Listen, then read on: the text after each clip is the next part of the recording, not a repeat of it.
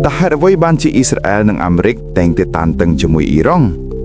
តើវាជាបញ្ហានុយក្លេអ៊ែរឬជាការប្រកួតអំណាចក្នុងតំបន់ថ្ងៃនេះយើងនឹងពន្យល់ឲ្យច្បាស់ក្នុងវីដេអូនេះ 1. បញ្ហានុយក្លេអ៊ែរអ៊ីរ៉ង់អភិវឌ្ឍកម្មវិធីនុយក្លេអ៊ែរហើយអះអាងថាសម្រាប់ថាមពលសន្តិភាព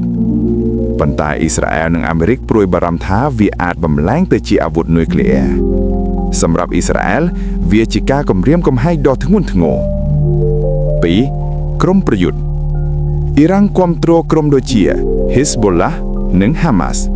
អ៊ីស្រាអែលចាត់ទុកក្រុមទាំងនេះជាសត្រូវផ្ទាល់ការវាយប្រហារជាច្រើនកើតឡើងតាមរយៈសង្គ្រាមតំណាងមិនមែនប្រយុទ្ធផ្ទាល់ជានិច្ចទេ 3. អំណាចភូមិសាស្ត្រនយោបាយអ៊ីរ៉ង់ចង់ពង្រីកឥទ្ធិពលនៅមជ្ឈមបូព៌ាអាមេរិកគាំទ្រអ៊ីស្រាអែលយ៉ាងខ្លាំងនិងមានកងទ័ពនៅតំបន់នោះដូច្នេះភាពតានតឹងកើតឡើងជាបន្តបន្ទាប់សរុបមកវាមិនមែនជាសង្គ្រាមពេញលេញជានិច្ចទេ